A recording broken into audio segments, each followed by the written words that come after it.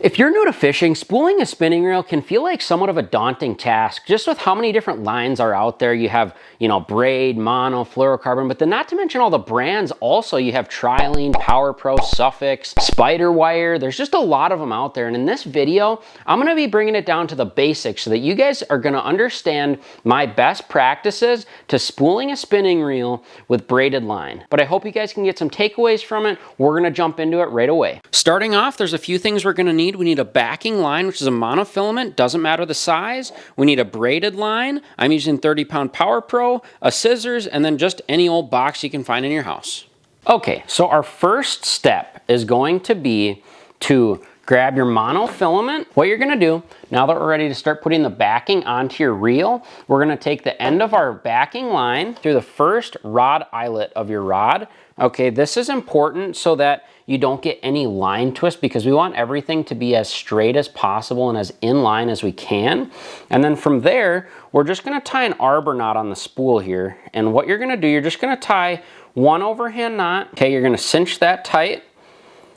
And then after you do that, you're just gonna tie one more overhand knot on the tag end of your line, and you're just gonna pull it tight. It's super, super simple, and probably one of the stronger knots you can tie for this, because you're not gonna have to worry about it breaking off. Hopefully you never get to the end of your line, because if you do, you're gonna be in a bad spot anyway. But all you do, take your scissors now, like you're gonna need your scissors, snip the end of that line off, and we're ready to go. So now that we have that tied on, our next step, you're gonna need to make some sort of contraption. This is what I use for pretty much all of them. I just have an old box from a fishing lure and I stick a, screwdriver through it. But this is to make sure that when we start spooling the line onto the reel, we want it to come off the top. This is gonna avoid as much line twist as possible. So what you're gonna do, just find a box somewhere in your garage or whatever, and then stick your pen or pencil or screwdriver through it with your line there, and you're good to go. Okay, so now that we have our contraption ready to go, we're gonna start spooling the monofilament onto our reel.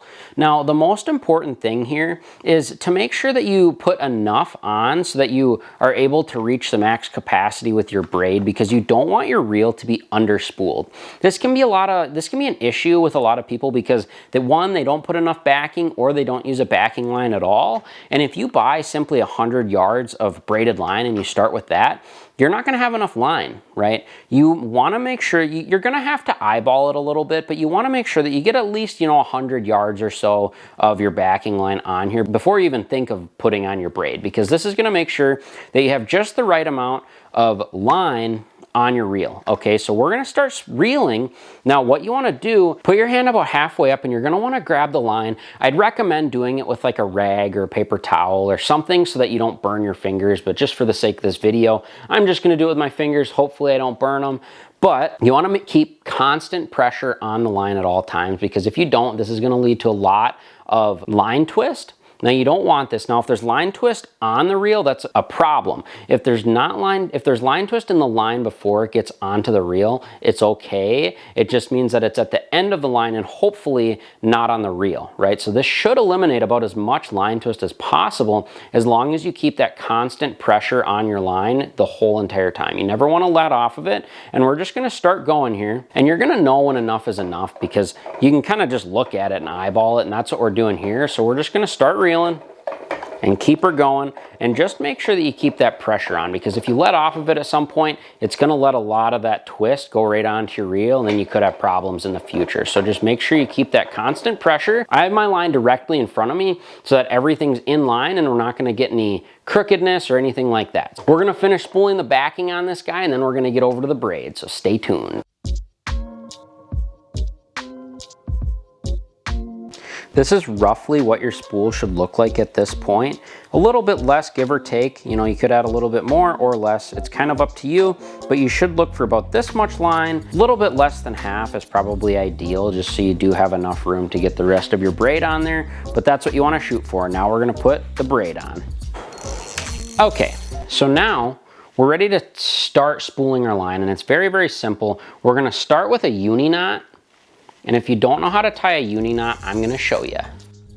Okay, so to connect the two lines together, you're going to want your monofilament and your braid side by side. Make a loop with your monofilament so that you can wrap it around the braid and then go through that loop 3 times. You can do more. Don't go less, but you can do more loops than that. And then you're going to want to cinch it all the way tight so that it doesn't go anywhere on the line. And then again, you're going to make that same loop with your braided line. And then you're going to go through it again 3 more times, just like the last time, to cinch that braid onto the monofilament. And essentially you're just combining the 2 lines with a very, very strong knot so that you don't have any problems later. And you're just going to cinch it tight and you're all good to go. So now that that business is taken care of, we're ready to put the braid onto our spool, and we're just gonna do the same thing again. You're gonna take your spool of braid, take your box, and you're gonna wanna stick your pen or pencil or whatever you got through your spool of line again, and we're just gonna repeat. It's super, super simple, and you're almost done. You can almost go fishing now. We're almost spooled up. Okay, we're gonna make sure everything's in line, and we're just gonna start reeling again, and make sure you keep that constant pressure again, just so that we get as little line twist as possible. And we're just gonna start spooling, and we're gonna spool till it's about full. So let's go.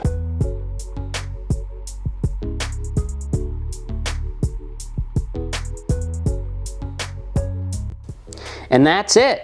Pretty simple stuff, guys. We are all done. You can see it's all spooled up there. We're right at the end of that spool there, right where that black little notch is. And if your spool has something like this, just make sure that you go right about to that. You don't want to go over, because then you're going to have a big tangled mess later on when you go fishing. But pretty simple stuff, guys. I hope you enjoyed it. If you want to see a video on how to cast a spinning reel, you can check that out in the side of the video here. And I hope you guys got some takeaways from this video, because if you did, please like the video and subscribe to the channel so you guys can see more content like this in the future, and we'll see you guys in the next one. Peace.